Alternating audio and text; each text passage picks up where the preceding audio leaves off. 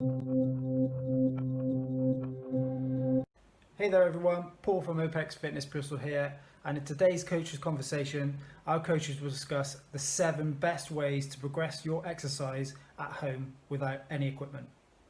We've all been stuck at home for a while now, and our workouts are getting stale and boring. In today's conversation, we'll introduce some hints and techniques that you can employ to spice up your workouts. We'll be showing you how you can manipulate things like tempo, frequency, rest times and exercise selection to help you progress your workouts over the next few weeks. If you have any hot topics or any other ideas that you want our coaches to discuss, why not drop a comment in the comments box below. Remember, if you like this video, please slap a like on it, click the subscribe button and check out all the links in the description box below. Hey everybody, welcome to another Coaches Roundtable. This week, as we're getting deeper into lockdown, we wanted to talk a little bit about how to progress your exercise at home. Because a lot of conversations that we've been having is, especially people without equipment, trying to find ways to find a better stimulus or even just find more excitement and more progression in their training. So we thought we'd kind of go over a few strategies that we use with our clients. Today, I'm being joined by Andy, Marlo, and James. How are we doing, guys? Good. Very good. Yeah, good, thank you. Awesome. So, first off, let's kind of go into we don't necessarily need to progress exercise. So let's kind of go into the why maybe it would be advantageous to do that. Milo? Well, I think, it's advantageous just because if you want to progress something and you want to be able to keep that stimulus high and get benefit from the exercise that you're doing, you need to progress it. And I think without that kind of continual overload, you're going to get to a point where you just perhaps plateau. So, if you're just doing 10 squats 3 times a week for 10 weeks, you might get some benefit at the start, but then after probably 2-3 weeks, that benefit's probably going to not be there and you're probably going to go back to where you were before. Yeah. Andy, any thoughts? Really, all I can really do is kind of echo what Milo said. He's bang on. Why do we progress? Why do we need to progress? Because the body is an amazing organism and it will adapt itself to do the work that it requires, that is required of it. And if you don't continually push that, along the spectrum and drive that amount of work that it needs that it wants to accomplish, then it will just stop. The body's lazy and it will only adapt if you make it so. Otherwise, it's just going to stay in the same place or even go backwards because it's metabolically expensive to do it. So why do it? I know I've just rambled on and said something ridiculous, but No. I think you said something really important there. We're normally used to that. Yeah, I think you said something really important there is that the body's lazy. The body's efficient and it is lazy. It will always choose the path of least resistance. So so the question was, why do we progress movements? Yeah, why is it important? Not movements, but why do we progress exercise? So is it sometimes better to look at that from a motivation standpoint as well? If we're Certainly. not looking at if we as a person, if you don't feel like you're progressing, the motivation could start to drop a little bit. Mm-hmm. So I think that's important. So I think actually the progress, I suppose it depends as an individual how you manage the progress or how you understand it and look at the progress. So if progress is driven by you can do 10 extra squats per week, that's one way of looking at it. But if progress is you can walk to the shop and not feel like you're going to die, that's pretty good progress as well. So I think there's loads of different ways of looking at it. So I think sometimes you can be a little bit it's a bit naive to look at it just from a movement perspective. I think, if it's making you, if you're losing a bit of weight, if you're able to go to the shop and not sweat loads, if you're able to play with your kids, that's all progress. Mm-hmm. Not necessarily just a number. But then, some people are very driven by a number, but, we're stuck in lockdown. So there's probably other ways to look at it and measure progress. Yeah, I think you're right. There's 2 big streams in this. One is that, we're trying to constantly push that minimum effective dose, because we do know that if we want to progress from a result standpoint, we need to be constantly on that line of enough coming in for our body to adapt and get better. But on top of that, if we're not progressing number one, that's pretty demotivating. We're not necessarily kind of continuing to see the fruits of our labor. But also along those lines, there's a great argument that if we're not progressing, we're probably not getting a huge amount of variety. And I know I've worked with very few clients who are happy to do the same thing for 8 to 12 weeks with no progression. Whether it's progressing the difficulty of the movement or even just the volume, intensity, or whatever needle we're moving, which we'll talk more about. Even that, without that little flutter of keeping the same movement for 12 weeks, but changing those other variables, it just becomes really boring for a lot of people, I think. Cool. Anyone else got anything to add on kind of why we think progression in exercise is important? I guess I'll just say one brief thing that really comes back to kind of what James is saying, right? Is, defining progress is really important. I think so sitting down and really kind of hashing out what progress means to you, because for a lot of people it might mean, maybe they like to mountain bike, and so progress means that they're able to enjoy mountain biking better because they're fitter, right? And they can do that more, or like James, they play with their kids, or just live their life in a better, fuller way. I mean, that in and of itself is progress. So I think it's an important point to make, that we talk about sets and reps and we talk about numbers, but they are at the end of the day somewhat arbitrary. And sitting down and having a good working definition for you of what progress means, I think is a very important question to ask. Yeah, perfect. So with that in mind, let's kind of go into some actionable intel. What are some ways, if we think primarily with people who don't necessarily have equipment, because that's a lot of people right now, how are some ways that we can progress exercise? James, do you want to start us off? You're muted, James. That was like the coronavirus briefing then, when all the journalists come on. Yes, let's go for like one of the really basic things to start with. If we're looking at it from a movement perspective, sort of sets and reps. You can increase the sets or increase the reps, or both. That's one way that you can progress. All this comes down to is being dependent on your current level of fitness, really. For someone who is relatively well trained, you might want to increase the sets by 2 to 3, but for someone who's new to training, who's just in their first couple of weeks of getting fit again, it may just be adding 1 or 2 reps on to a session, or to a set. That's, I would say, is the most basic way you can look at it. There are other things we can look at, which I'm sure we'll go into in a second, but we can look at tempo, we can look at the amount of rest you take between sets. Again, some of it's probably going to depend on what equipment you have at home. But I would say that's probably one of the first places to look at, is just sort of sets and reps, really. Yeah, and again, I think we can elaborate on that. Like if we're looking at sets and reps, or the broader sense, like overall volume, we don't necessarily have to limit that to exercises, do we? Like exactly as you said, like being able to walk to the shops. Like maybe we're taking a longer route. Maybe we're doing 2 walks a week instead of 1. Maybe we're going for a longer duration. Maybe we're going faster.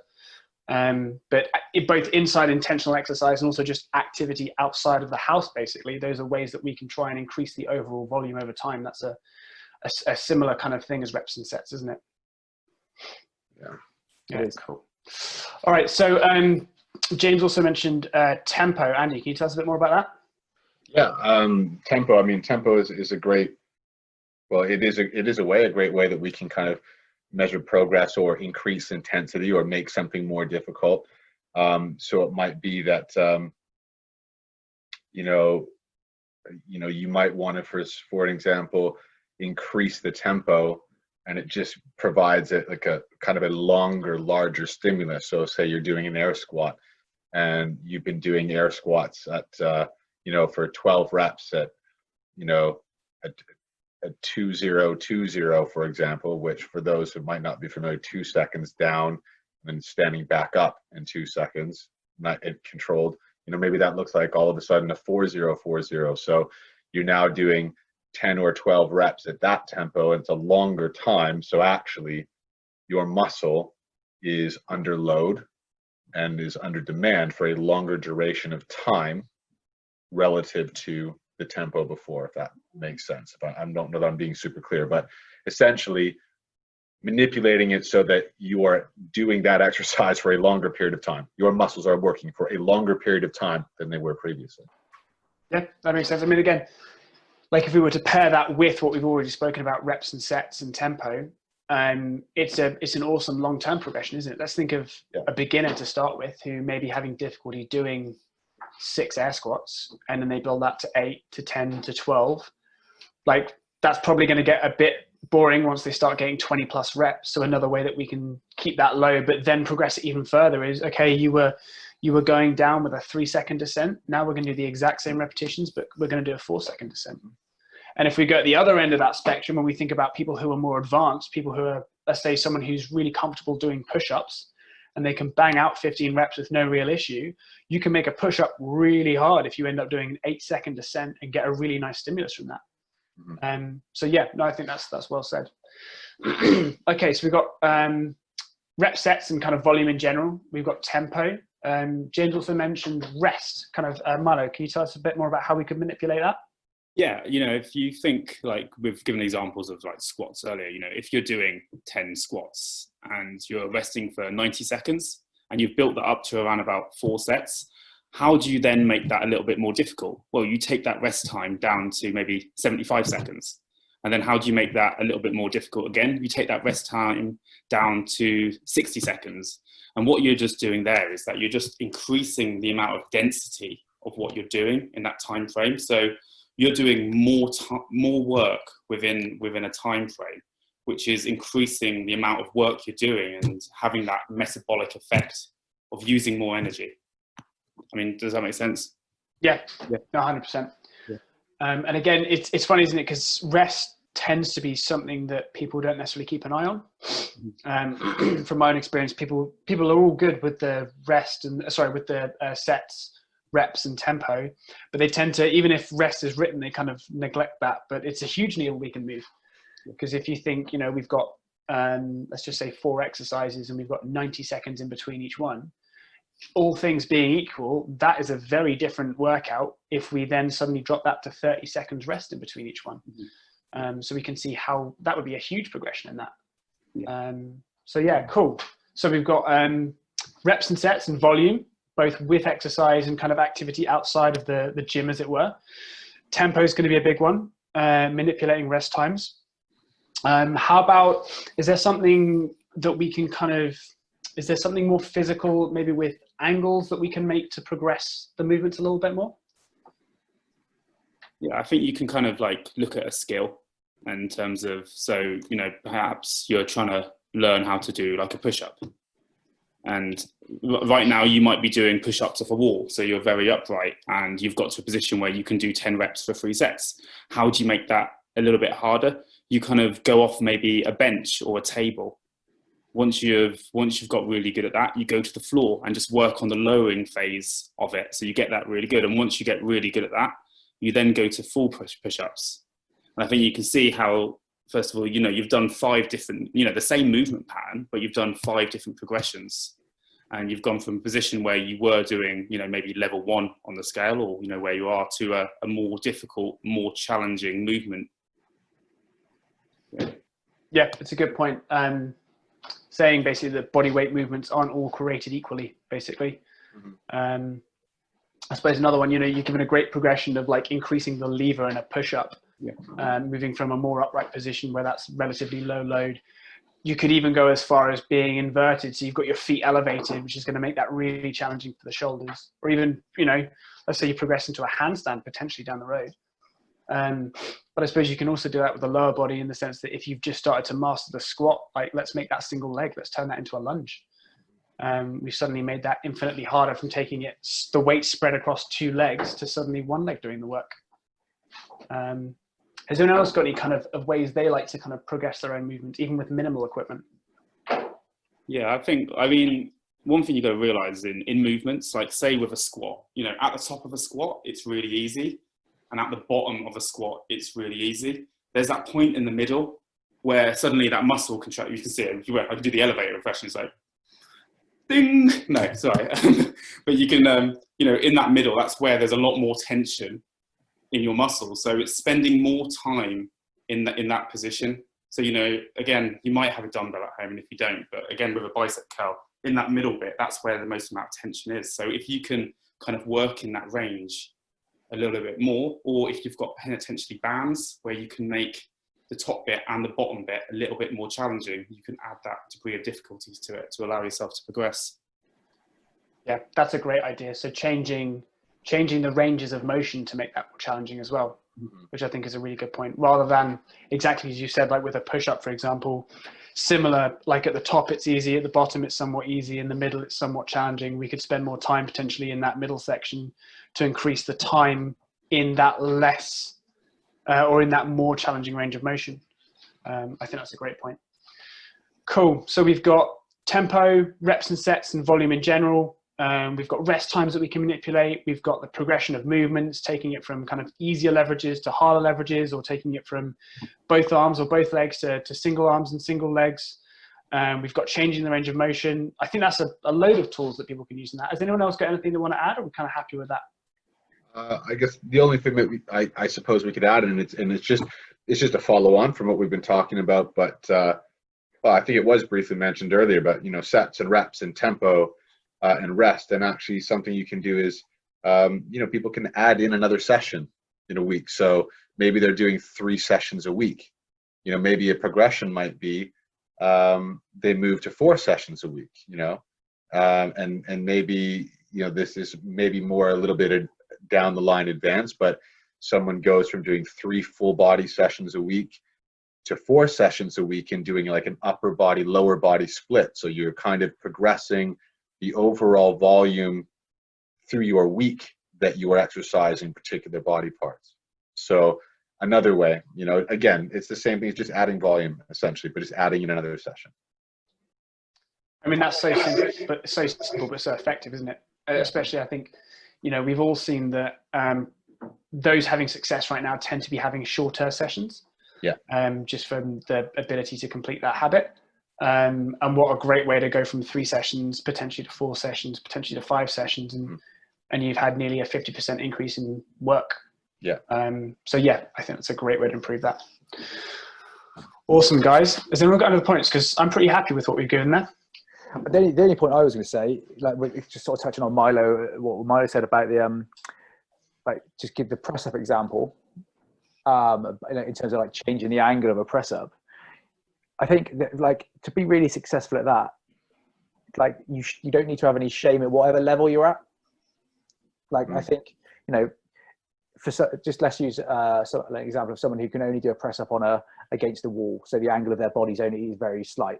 Now, it's still the same impetus as someone who's really well trained doing a press up, and I think often that gets forgotten. So, you know, I think, you know, just because, you know, your coach you work with gives you a press up at a certain angle, or it's not, you know, it's not a personal slight or anything like that. It's just basically saying, this is where we are at the moment. You're still going to get the same benefit. Just trust the process. And I think people need to sometimes, you know, just look at that as a way of progressing as well. And like almost understand where they are. And I think, you know, just because there's a different movement than you see on the internet or you see someone else doing, doesn't mean you're not getting the same benefit. I don't know. I don't really know if that's any relevant, but I think I think it's very relevant. Yeah, I don't think that's necessarily a tool, but I think it's a really important annotation to say, like, you know, we're talking about progression here, but progress at your own rate. Like, just because the next progression is X, like, it doesn't mean you have to do that right now. Like, you can do that at your own rate. It'd be much better to stay within your own means and progress that at your own rate rather than do what everyone else is doing just because they're doing it. It's like starting, you know, it's like starting running, and you can run to the shop and it's 500 meters away, and then the next day you go and think, well, I'll try and run a marathon. Yeah, you know, it's not going to happen. I know we're looking to wrap it up, so and you know I like to talk, but I've just got one. It's very relevant to exactly what we're talking about now. It's a real world example. You know, we talk about progression, and we really need to go, you know where we are and guard against fast tracking that progression, because that in the long run is a poor choice. And I had a very close friend of mine message me the other day. She had been doing, you know, kind of online group fitness sessions 3 or 4 times a week with some PT in Australia. And so she signs into Zoom and does the Zoom class. And I mean, if that's going to get you moving, fine. I mean, I'm not going to hate on that. But she messaged me, and after 4 weeks of like absolute dedication, she said, I almost threw my TV button through the wall, and I'm so frustrated and ready to throw in the towel because this PT in the sessions had everyone doing things like burpees. And this very good friend of mine is just not in a place to be doing burpees. She cannot do one press up with her knees off the floor, right? But yet she's being fast tracked, and she's bought into this idea that she should just be doing burpees because that's what's being done in the group. And it's killed her motivation. And she shattered after every workout, and she wants to quit throwing the towel because there wasn't an honest assessment of where she was, and sticking to, like James talks about, where we are and not having any shame in that, and progressing properly through it instead of fast tracking. And I think, you know, for a lot of people, there's nothing more demoralizing when you go to try a new exercise variation and progress, and it kicks your butt, and you're not seeing progress, and it sucks. So take the time to do it properly, and that's, you're going to get sustainability in the long term in fitness. I think is kind of an important thing that ties in a little bit with what James is talking about. Yeah, that's an important note, because we can say, like, we know progression is important in multiple different reasons, but what is always going to be more important is consistency. Mm-hmm. And if you're progressing at a rate that means you can no longer sustain that consistency, then you've lost out. Yeah. So yeah, great point. As always, followed with a great story, Andy. I do my best. Brilliant, guys. All right. Well, as usual, I hope that was helpful, everybody. If there's anything that you want to kind of have us talk about, please do contact us. A huge amount of kind of how we create this content is based on what we're hearing from you guys. So please do get in contact. If you've enjoyed it, please like, share, and subscribe. We want to help as many people as we can with this content. But otherwise, I'll say goodbye to you guys, and thank you for joining me.